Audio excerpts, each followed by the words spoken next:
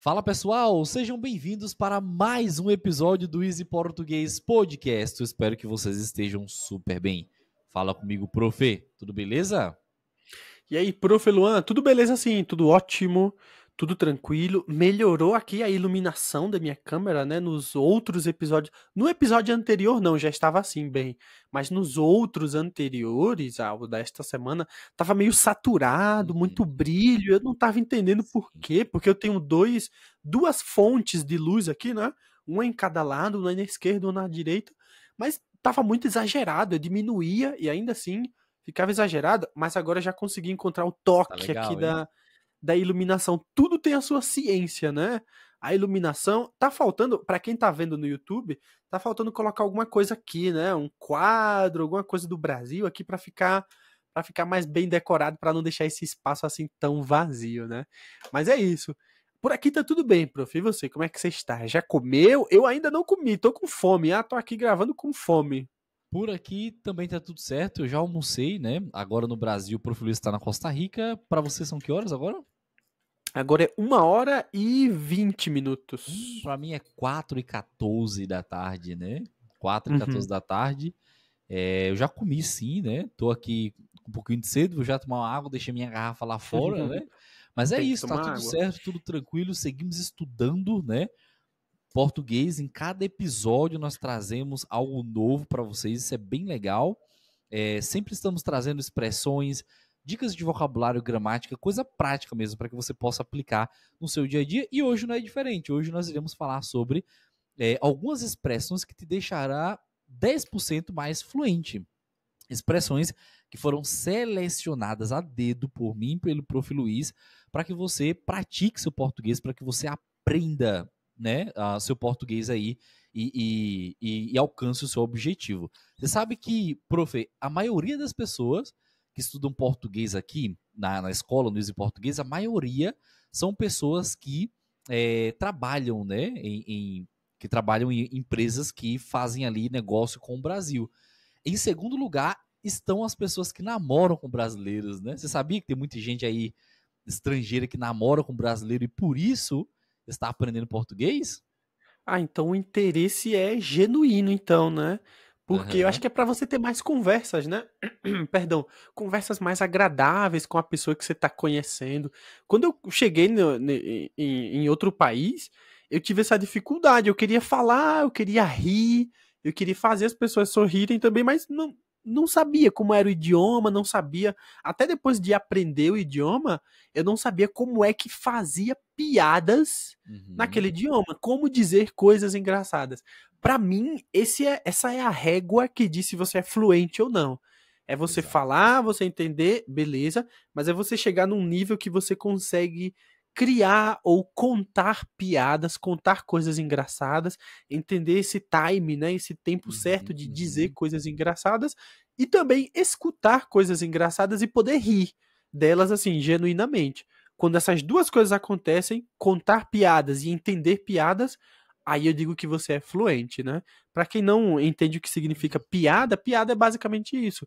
É algo que você fala, que você conta, que tem um teor humorístico, que é engraçado. Isso é uma piada, né? Então, para mim, esse é o nível de fluência. Quando você faz essas duas coisas, eu digo, pronto, agora sim você é fluente, né? Consegue Uma boa realmente maneira. interagir ali com emoções e tudo mais, né? Não, isso é legal, É. realmente. Eu também concordo, né? Quando você consegue fazer contar uma piada e tudo mais, é porque você chegou em um nível bem legal assim do idioma. Beleza? Uhum. Bom, profe, nós iremos falar a respeito de algumas expressões, né? Eu quero começar com a primeira expressão, é uma expressão que o brasileiro usa bastante, principalmente relacionada à política, né?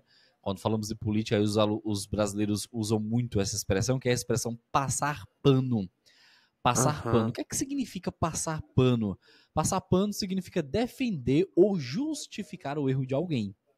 Então imagine que o Uhum. prof. Luiz cometeu um erro feio, né? Vamos imaginar que o professor Luiz é casado, né? Ele cometeu um erro feio ali com a esposa dele. E aí eu vou lá tentar justificar o erro do prof. Luiz, eu vou tentar defender o erro do prof. Luiz. Ou seja, eu vou passar pano para o prof. Luiz, né? E tem muita gente aqui no Brasil que passa pano para político, né? Ou seja, que justifica o erro de políticos. Recentemente surgiu uma expressão que é político de estimação, né? Político de estimação. O que é um Uhum. animal de estimação? É um pet, né? Um pet, um animal que você cria ali em casa. E aí surgiu essa expressão, né? Político de estimação, porque tem muita gente que cria, né, o seu político de estimação, e aí você não pode confrontar esse político, você não pode Muito falar que feio, esse né? político cometeu algum erro, porque senão essa pessoa fica com raiva de você, ela passa pano para esse político, não é? Isso não acontece bastante, prof? No Brasil, principalmente, né? Que as pessoas são muito fanáticas por política. Quando alguém chega assim e diz, ó, pra mim, o presidente X é incrível, é não sei o quê. Eu digo, ih, tá defendendo ladrão. Porque todos os políticos no Brasil, assim, pelo menos os mais recentes, eles são corruptos, né? Seja de esquerda, seja de direita, são todos corruptos. Então, você não pode defender um político assim, você não pode passar pano pra um político, né? Você tem que defender ideais, por exemplo, né? Que todo mundo tenha direitos, democracia, blá blá blá blá blá blá. Mas eu não defendo políticos, não passo pano para políticos, jamais, jamais. Uhum, E tem mais expressões, né, importante. prof? Vou seguir Tem aqui também. Pode seguir. com a expressão dar um tempo. Dar um tempo é basicamente fazer uma pausa, né? Tá bem? Fazer uma pausa, dar um tempo. Eu posso dizer, prof, eu vou dar um tempo aqui do podcast, vou aqui no banheiro, vou comer algo, daqui a 30 minutos a gente volta. Dar um tempo é fazer uma pausa. O problema é quando alguém, quando a sua mulher, quando a sua esposa, quando o seu marido usa a expressão dar um tempo com a relação. Aí significa que ele quer realmente fazer uma pausa na relação de vocês. O grande problema é se ele disser assim, ó, o seu marido, ó, quero dar uma pausa, quero dar um tempo no nosso relacionamento, e aí ele compra uma passagem e vai para o Brasil, justo em fevereiro, no carnaval, imagina. Carnaval Então sacanagem, né? ele quer dar um tempo para ir curtir o carnaval no Brasil, né? Vai Então beijar dar um muita tempo, boca no Brasil. ainda mais em São Paulo, Rio de Janeiro, que é uma loucura, né? Então ele quer dar um tempo para ir curtir, para ir Exatamente. desfrutar o carnaval no Brasil, mas dar o tempo é isso, é fazer uma pausa. Pode ser no relacionamento, dar um tempo, também pode ser no trabalho, pode ser de algo que você está fazendo. Você diz assim, ó, vou dar um tempo nisso aqui porque eu só vou voltar depois, tá bem? E aí você passa 2, 3 dias, isso é dar um tempo, fazer uma pausa curta, breve, né? Ou uma Uhum, pausa um pouco mais longa, né? Beleza? O uhum. que mais, prof? Expressão muito usada, né? Dar um tempo. Eu uso bastante Ah, também, né? Vamos dar um tempo aqui no trabalho, né? Também pode ser usado num sentido mais filosófico, então preciso dar um tempo, sei lá, nos estudos, né? Para poder me dedicar mais a mim, fazer mais atividade física e tudo mais. Então pode ter esse sentido mais filosófico também, né? O outro é uhum. quebrar um galho. Essa é uma expressão muito utilizada que, inclusive, hoje um meu vizinho aqui utilizou, né? Ele mandou mensagem aqui no WhatsApp para mim, mandou: Oi, vizinho, boa tarde, tudo bem? Você poderia quebrar um galho para mim? Aí, claro, eu entendi, né, que quebrar um galho significa ajudar, né? Ajudar de forma improvisada, emergencial. E realmente era emergencial. Ele disse: Você poderia quebrar um galho para mim? Acontece que eu tô no trabalho e vai chegar uma encomenda. Então você poderia receber e guardar com você? Eu falei, claro, com certeza, né?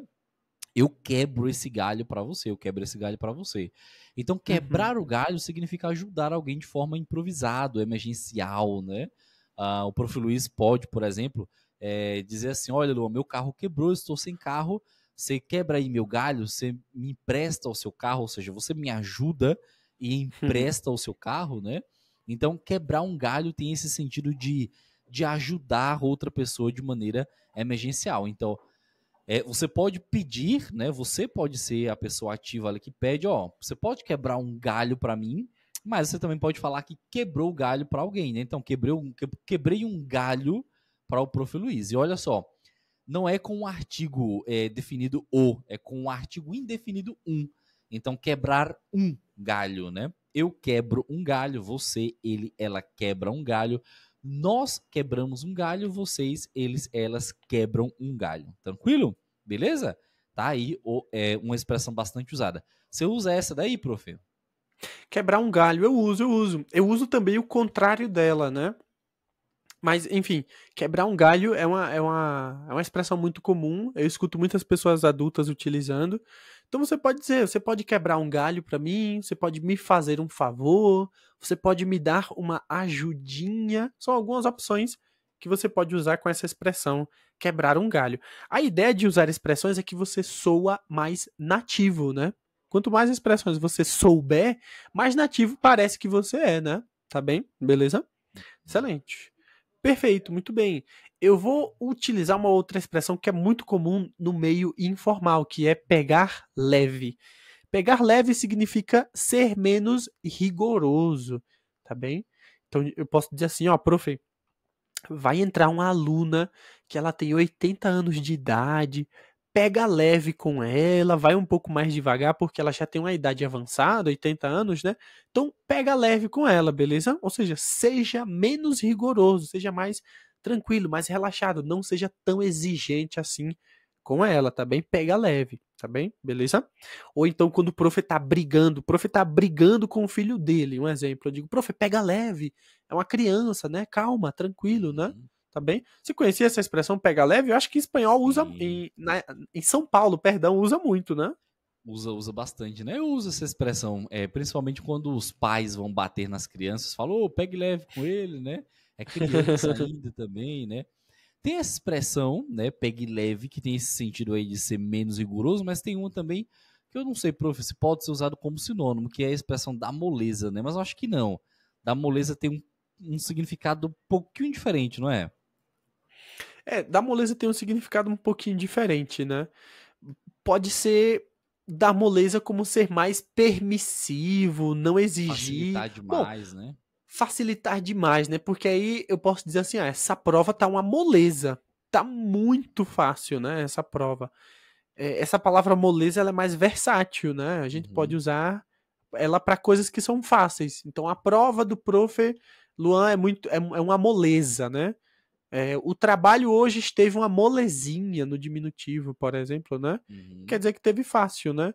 Agora, essa expressão que você falou, dar moleza, bom, a gente poderia entender como um certo sinônimo aí de pegar leve, né? Nesse sentido de ser mais permissivo, de ser menos rigoroso. Poderia ser, né? Uhum. Sim. Por exemplo, o professor não dá moleza na prova, né? É super rigoroso. Então, É. o prof. Luiz não dá moleza. Os pais não dão moleza aos seus filhos, querem que eles Uhum. trabalhem também, né? Então, dar moleza também pode ter esse significado aí, beleza? A outra expressão é dar colher de chá, né? Dar colher de chá. Essa expressão, eu acho que é usada principalmente pelo pessoal mais antigo, né? Pelo pessoal mais antigo, assim, as pessoas mais velhas usam essa expressão aí, que é dar colher de chá, que significa expressa dar uma chance, né? Facilitar para alguém que precisa. Então, por exemplo, o chefe deu uma colher de chá e deixou ele entregar o relatório atrasado, né? Ou, Aham, deu ou uma por chance, exemplo, né? o prof tinha uma data para entregar um trabalho, mas o professor, né, no caso não o prof, né, o Luiz, aqui vou usar o nome Luiz aí, tinha que entregar um trabalho, né, em uma data estabelecida, mas o professor ele acabou atrasando e o professor deu uma colher de chá, né, ou seja, permitiu que ele entregasse depois. Então, dar colher de chá significa facilitar alguma coisa para alguém. Não é literal, né, porque se um brasileiro fala para você, olha, eu vou te dar uma colher de chá, não entenda que ele vai te dar uma colher com chá, né? Não é exatamente isso, mas Aham, que ele vai facilitar literal. alguma coisa para você, beleza? Então é muito comum. Os irmãos mais novos ou os caçulas, né? Caçula é o irmão mais novo, né? O filho mais novo ali de um casal. O filho caçula, ele sempre tem mais colher de chá, ele recebe, né, mais colher de chá do que os demais filhos, né? Os pais dão mais colher de chá para os caçulas do que para os demais filhos. Talvez porque os tempos hoje são diferentes, por exemplo. Beleza? Aliviar a barra, prof. O que é que isso significa aliviar a barra? São muito parecidas elas, né? Estão bem aqui num contexto, né? Mas aliviar a barra é como ajudar alguém a sair de uma situação difícil, né? Então o prof tá com a dívida aí, eu vou aliviar a barra do prof. Eu vou emprestar um dinheiro X para ele poder pagar, né, essa dívida aí que ele tem, tá bem?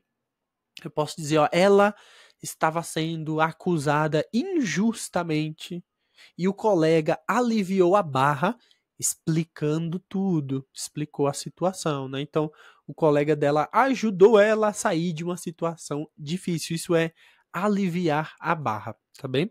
Como é que aprende essas expressões? Bom, inicialmente você escuta os profs explicando elas, tá bem? Depois, uma segunda vez, você escuta elas novamente, já em casa, com mais tranquilidade, e anota a expressão e o que ela significa, tá bem? Pronto. O terceiro passo é começar a utilizar, tá bem? Começar a praticar, começar a colocar em prática, tenta falar com pessoas nativas, tenta usar até inteligência artificial, como se ela fosse uma pessoa nativa do Brasil, e ali você tenta manter uma conversação, uma conversa com ela e utilizando essas expressões. Pede para a inteligência artificial usar expressões também, e assim você vai conseguir praticar. Verdade, é a única maneira de aprender é praticando, né, prof? Exatamente, é. E tenta substituir as palavras comuns que você já utiliza no dia a dia em português, tenta substituir pelas expressões. Então, por exemplo, ao invés de você falar facilitar, né, em alguns contextos, você pode utilizar dar colher de chá, né, dar moleza, por exemplo. Você pode fazer essa Uhum. substituição aí sem nenhum problema, tá bem? É uma maneira bem legal de ampliar o seu vocabulário, principalmente se você está se preparando para o SAPBRAS, né? É legal que você tenha esse vocabulário, que se porventura seja necessário utilizar na fala ou escrevendo, isso dá um diferencial muito grande, né? O avaliador enxerga você com outros olhos agora, vendo que você tem um Uhum. nível maior de fluência. E por último, né, a última expressão é fechar os olhos para algo, que significa a mesma coisa de passar pano, né? Também pode ser. Então, por exemplo, o professor fechou os olhos para as conversas na sala porque a turma estava animada. Ou seja, o professor fechou os olhos para o fato do Luiz ter filado na prova, por exemplo, também pode ser, né? A mãe Uhum. sempre fecha os olhos para os erros dos seus filhos, né? Ou as mães fecham. Beleza? Então, fechar os olhos significa ignorar um problema ou erro. A polícia fecha os olhos para os erros dos políticos, né? A população Verdade. fecha os olhos para a situação econômica do Brasil. Então, fechar os olhos significa ignorar um problema, significa ignorar de propósito, tá? Não é involuntariamente, mas de propósito, beleza? Profe, por hoje é só, não é isso? E já vamos falando para vocês. Olha, se você quer estudar português, tá aberta as inscrições, mas as inscrições vão até. Qual é a data aqui? Vai até semana que vem, não é, Pro? Vai até semana que vem aí, dia 13, né? Dia 13, dia 14, temos as últimas chamadas para o curso Intensivo VIP 2025. É uma maneira excelente de você aprender português, que você vai ter um professor nativo, vai ter material didático, e é um material didático que segue uma ordem lógica. Muitos alunos que vieram aqui para o Easy chegaram e falaram assim: olha, eu gosto de estudar com vocês porque vocês acompanham a gente desde o básico até o avançado. Então nós acompanhamos, nós sabemos quais são os conteúdos básicos que vocês têm que estudar, e nós acompanhamos de tal maneira que nós pegamos na sua mão e te levamos até o avançado, até a prova do SAPBRAS, que é a prova do governo brasileiro para a proficiência do idioma português, beleza? Então a Uhum. gente faz aí um acompanhamento completo, né, com você desde o início ao fim. Então vai lá, se você não mandou mensagem, manda uma mensagem, o link, né, para falar aqui com a nossa assistente, a Josbeli, está aqui abaixo. Ela vai te atender e organizar os horários para você, beleza? Ah, mas eu não sei o meu nível de português. Também não se preocupe, tem um teste de nível, né? E aí no teste de nível nós estaremos presentes com vocês aí para fazer o teste de nível, ver qual que é o seu nível de português. Tranquilo? Prof, por hoje é só? Só isso mesmo? Por hoje é só, gente. Inclusive tem um teste de nível sexta-feira com Uhum. alguns alunos Bom, e vai ser comigo. Vou lá conversar um pouquinho com eles para dar a melhor recomendação em boa. qual nível eles devem entrar, qual nível se encaixa melhor Uhum, para eles, né? uhum. Mas é isso, gente. Ó, grande Se beijo, um cuidem. grande abraço. É sempre um prazer. Valeu, prof. Abração, nos Brigadão. vemos. Tchau, tchau.